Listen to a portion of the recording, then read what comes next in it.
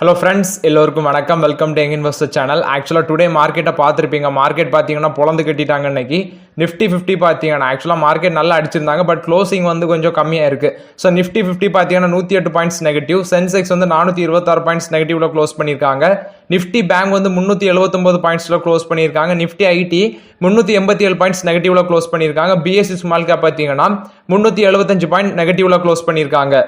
இன்னைக்கு மார்க்கெட்ல அந்த அடி விழுறதுக்கு ரீசன் பாத்தீங்கன்னா அந்த டாடா மோட்டார்ஸ், எம்என்எம் இதெல்லாம் பாத்தீங்கன்னா கீழே விழுந்துருந்துச்சு. இவங்க வந்து அவங்களோட வெஹிக்கிளோட பிரைஸை கம்மி பண்றோம் அப்படின்னு சொல்லியிருந்தாங்க. ஸோ அதனால டாடா மோட்டார்ஸ், மஹேந்திரா அண்ட் மஹேந்திரா இதெல்லாம் இன்னைக்கு கீழே விழுந்திருந்து. அடுத்தது ஹெச்எல் டெக்னாலஜிஸ், டாடா ஸ்டீல் இதெல்லாமே கீழே விழுந்துருந்துச்சு.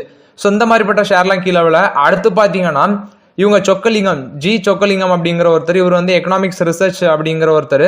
ஸோ அவர் பார்த்தீங்கன்னா இந்த வேல்யூஷன் இந்த மிட் கேப் ஸ்டாக்ஸ் எல்லாம் ரீசெண்டாக நல்லாவே ரேலியாக இருக்கும். ஸோ அதில் வந்து ஒரு கரெக்ஷன் வரும். இந்த small cap stock, mid cap stocks அதில் அப்படி ஒரு ரேலி வரும் அப்படின்னு சொல்லியிருந்தாரு. ஸோ அது ஒரு ரீசன்.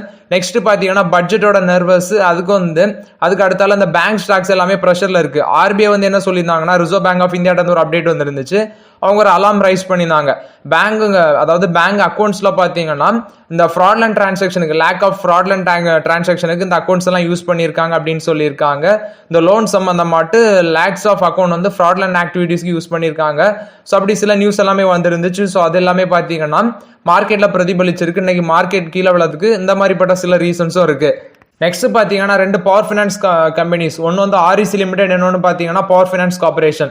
இந்த ரெண்டு கம்பெனிஸுமே பார்த்தீங்கன்னா நம்ம கீழே விழும்போது, அதாவது ரிசல்ட்ஸ் என்னை கிராஷ் ஆகும்போது கிட்டத்தட்ட 20% டிக்ளைன் இருந்து அந்த வாய்ப்பை யூஸ் பண்ணோம். ஸோ அந்த டைம்ல வந்து நம்ம கன்சிடர் பண்ணியிருந்தா கூட பார்த்தீங்கன்னா ஒரு நல்ல ப்ராஃபிட். இதில் வந்து ஃபர்ஸ்ட் ஆர்இசி லிமிடெட் எடுத்து பார்க்கும்போது நல்லா ஒரு 440 450 அந்த ரேஞ்சில் கன்சிடர் பண்ணேன். இப்போ பார்த்தீங்கன்னா 637 ரூபா வரைக்கும் இன்னைக்கு ஒரு ஆல் டைம் ஹை டச் பண்ணியிருக்கு. ஸோ அந்த ரேஞ்சில் இருந்து கன்சிடர் பண்ணி பார்த்தா கூட ஒரு 180 ரூபா எனக்கு இந்த ஷேர்ல லாபம் கிடைச்சிருக்கு. அடுத்து பவர் ஃபினான்ஸ் கார்பரேஷன், இதுலயும் பார்த்தீங்கன்னா ஒரு நல்ல லாபம் கிடைச்சிருக்கு. So REC share, power finance corporation, mostly ஆர்இசியில் நிறைய லாபம் பார்த்துருப்பீங்க நிறைய பேர். ஸோ இப்போதைக்கு நல்ல ப்ராஃபிட்ல இருப்பீங்க. ஸோ அந்த ரேஞ்சில இருந்து கீழே போகும் அப்படின்னு ஒரு பயம் இருந்துச்சுன்னா இதுல ப்ராஃபிட் புக் பண்ணிடலாம். ஸோ நம்ம கன்சிடர் பண்ணி தான் ஒரு லாபம் கிடைச்சிருக்கு. இதுல பயம் இருக்கவங்க வெளியே போயிருங்க. இது வந்து ஆர்இசி லிமிடெட், பவர் ஃபினான்ஸ் கார்பரேஷனை பொறுத்த வரைக்கும் அப்டேட்.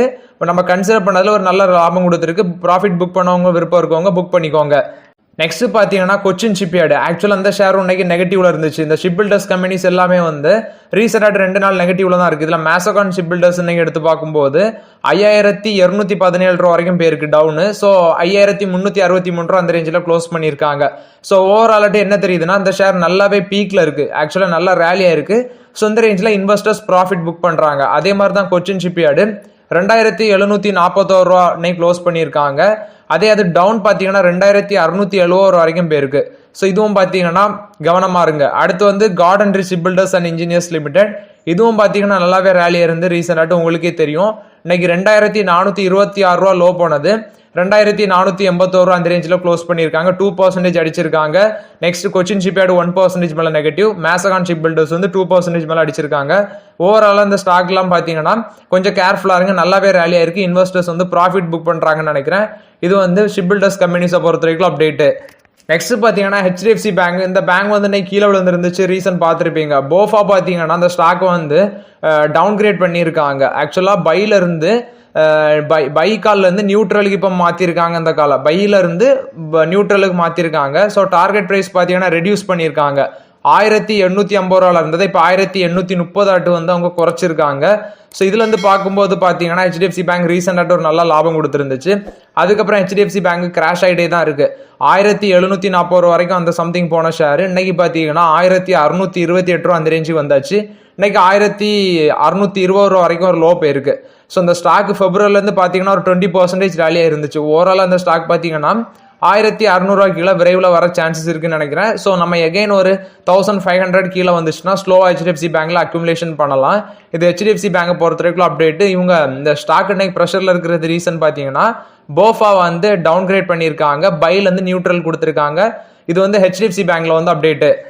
நெக்ஸ்ட் பார்த்தீங்கன்னா ரிலையன்ஸ் இண்டஸ்ட்ரீஸ்ல வந்து அப்டேட். இவங்க ஒரு 26% ஆஃப் த ஸ்டேக் வந்து பார்த்தீங்கன்னா அதானி பவரோட ஹோலி ஓன் சப்சிடரி மகான் எனர்ஜி தெர்மல் பவர் பிளான்ட் வந்து அக்யூசியேஷன் பண்றாங்க.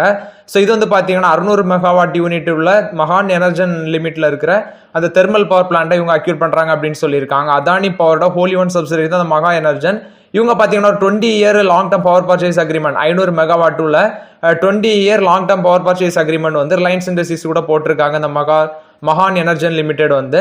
ஸோ இப்போ ரிலையன்ஸ் பார்த்தீங்கன்னா அந்த மகான் எனர்ஜி லிமிடெட் வந்து ஆக்சுவலாக ரிலையன்ஸுக்கு மகான் எனர்ஜி லிமிடெட் வந்து 5 crore ஈக்விட்டி ஷேர் வந்து இஷ்யூ பண்ணுவாங்க. அதாவது ஃபேஸ் வேல்யூ 10 ரூபா வச்சு 26% ஆஃப் த ஸ்டேக்கு ப்ரொபோர்ஷனேட் ஓனர்ஷிப் பேசிஸில் இஷ்யூ பண்ணுவாங்க. இந்த மகான் எனர்ஜன் லிமிடெடோட டோட்டல் கெப்பாசிட்டி 2800 மெகாவாட் இருக்குன்னு சொல்லியிருக்காங்க. இது ரிலையன்ஸ் இண்டஸ்ட்ரீஸ் அதானி பவரோட ஹோலி ஒன் சப்சிடரி மகான் எனர்ஜி லிமிடெட்ல வந்து அப்டேட்டு. நெக்ஸ்ட் பார்த்தீங்கன்னா ஜூனிப்பர் கிரீன் எனர்ஜியில் வந்து அப்டேட். இவங்க பார்த்தீங்கன்னா ஒரு 480 மெகாவாட் உள்ள ஒரு ஹைபிரிட் பவர் பர்ச்சேஸ் அக்ரிமெண்ட் வந்து GUVNL NTPC உங்களுக்கு கூட வந்து சைன் பண்ணியிருக்காங்க. ஜூனிப்பர் கிரீன் எனர்ஜி வந்து ஒரு 480 மெகாவாட் உள்ள 2 power purchase hybrid power purchase agreement பார்த்தீங்கன்னா hybrid renewable energy project power purchase agreement வந்து NTPC GUVNL கூட சைன் பண்ணியிருக்காங்க. குஜராத் உர்ஜா விகாஸ் நிகம் லிமிடெட் அவங்களுக்கு கூடயும். அடுத்தது பார்த்தீங்கன்னா NTPC உடைய சைன் பண்ணியிருக்காங்க. இந்த குஜராத் உர்ஜா விகாஸ் நிகம் லிமிடெட் ஒரு 190 மெகாவாட்டும், அடுத்து NTPC கூட வந்து பார்த்தீங்கன்னா ஒரு 290 மெகாவாட் ஹைபிரிட் கெப்பாசிட்டியும் சைன் பண்ணியிருக்காங்க பவர் பர்ச்சேஸ் அக்ரிமெண்ட். இது பார்த்தீங்கன்னா NTPC GUVNL company Juniper green எனர்ஜியில் வந்து one of the positive update. But இன்னைக்கு NTPCயோட ஷேர் பிரைஸ் பார்த்தீங்கன்னா நிறைய ஸ்டாக்ஸ் கீழே விழுந்த டைம்லையும் NTPCயோடது 1% வந்து பாசிட்டிவ்லாம் தான் க்ளோஸ் பண்ணியிருக்காங்க. இது NTPCயை பொறுத்த வரைக்கும் அப்டேட்டு. நெக்ஸ்ட் பார்த்தீங்கன்னா RVNL ஆக்சுவலாக அந்த ஷேர் பார்த்தீங்கன்னா கண்டினியூஸாக நிறைய லெட்டர் ஆஃப் அக்செப்டன்ஸ் வந்து ரிசீவ் பண்ணிட்டே தான் இருக்கிறாங்க. ஸோ நிறைய ஆர்டர் வந்து இவங்களுக்கு கிடச்சிட்டே தான் இருக்குது. நேற்று பார்த்தீங்கன்னா ஒரு 200 கோடி 150 கோடி ஆர்டர். அடுத்தது இன்னைக்கு வந்து பார்த்தீங்கன்னா ஒரு மெமரம் ஆஃப் அண்டர்ஸ்டாண்டிங் IMS கன்சல்டன்சி கூட வந்து டெக்னிக்கல் அண்ட் அட்வைசரி சர்வீஸ் வந்து நேபாளில் வந்து டெக்னிக்கல் அண்ட் அட்வைசரி சர்வீஸ் சம்மந்தமாட்டு ஒரு IMS கன்சல்டன்சி கூட ஒரு மெமரம் ஆஃப் அண்டர்ஸ்டாண்டிங் பார்த்தீங்கன்னா சைன் பண்ணியிருக்காங்க. இது வந்து RVNL பொறுத்த வரைக்கும் பாசிட்டிவ் அப்டேட். குறிப்பாட்டு இந்த railways, tunnels, road, highway and express, building works, airports, port, irrigation, power transmission, distribution, solar sector, wind sector, hydro power sector இந்த செக்மெண்ட்ஸ்லாம் அட்வைசரி சர்வீஸும் டெக்னிக்கல் அண்ட் அட்வைசரி சர்வீஸ் பார்த்தீங்கன்னா ப்ரொவைட் பண்ணுறதுக்கு அவங்களோட மெமரம் ஆஃப் அண்டர்ஸ்டாண்டிங் சைன் பண்ணியிருக்காங்க. இது நேபாளில். இது RVNL பொறுத்த வரைக்கும் one of the positive update. இன்னைக்கு ஸ்டாக் பிரைஸ் பார்த்தீங்கன்னா நேற்று வந்து கீழே விழுந்துருந்துச்சு. நேற்று நாள் அடிச்சிருந்தாங்க, ஒரு பிளாக் டீல் நடந்துருந்துச்சு. ஆனால் இன்னைக்கு ஷேர் பிரைஸ் பார்த்தீங்கன்னா மறுபடியும் 13% ஏற்றிருக்காங்க. 616 ரூபா அந்த ரேஞ்சில் க்ளோஸ் பண்ணியிருக்காங்க. இது வந்து RVNL பொறுத்த வரைக்கும் one of the positive update. ஆக்சுவலாக அந்த ஷேர் வச்சிருக்கவங்களுக்குலாம் ரொம்ப சந்தோஷமா இருப்பாங்க. ஏன்னா நல்ல ரிட்டர்ன் கொடுத்துருக்கு இந்த RVNL ஷேர். நெக்ஸ்ட் அசோக் லைலாண்டில் வந்து அப்டேட். இவங்க பார்த்தீங்கன்னா TVS ட்ரக்ஸ் போல்ஸ்டர்ஸ் அப்படிங்கிற ஒரு கம்பெனியில் வந்து 49.9% ஆஃப் த ஸ்டேக் வந்து அக்யூர் பண்ணுறாங்க அப்படின்னு சொல்லியிருக்காங்க. இது இந்த TVS ட்ரக்ஸுங்கிறது ஒரு joint venture, TVS mobility private limited ஒரு ஜாயிண்ட் வெஞ்சூரில் ரன் ஆகிற கம்பெனி. இதில் வந்து majority of the stake 50.1% of the stake பார்த்தீங்கன்னா TVS மொபிலிட்டி பிரைவேட் லிமிடெட் வந்து வச்சிருக்காங்க அப்படின்னு சொல்லியிருக்காங்க. அசோக் லைலாண்ட் வந்து இப்போ 49.9% ஆஃப் த ஷேர் ஹோல்டிங் வந்து அக்யூர் பண்ணுறாங்க அப்படின்னு சொல்லியிருக்காங்க. இது பார்த்தீங்கன்னா TVS ட்ரக்ஸில் வந்து அப்டேட். அசோக் லைலாண்ட் வந்து 49.9% ஆஃப் த ஸ்டேக்கை அக்யூர் பண்ணுறாங்க அப்படின்னு சொல்லியிருக்காங்க. நெக்ஸ்ட் பார்த்தீங்கன்னா இந்த ஒயர் செக்டாரில் உள்ள கம்பெனி, இந்த ஒயர் கேபிள்ஸ் அந்த செக்டாரில் உள்ள கம்பெனிஸ். ஃபர்ஸ்ட் பார்த்தீங்கன்னா பாலிகேப். ஆக்சுவலாக பாலிகேப் பார்த்தீங்கன்னா ரீசெண்டாக நல்லாவே ஒரு ரிட்டர்ன் கொடுத்துருக்கு. இன்னைக்கு ஷேர் ப்ரைஸ் பார்த்தீங்கன்னா 6378 ரூபா அந்த ரேஞ்சில் ட்ரேட் ஆகிட்டு இருந்துச்சு. 6311 வரைக்கும் போச்சு.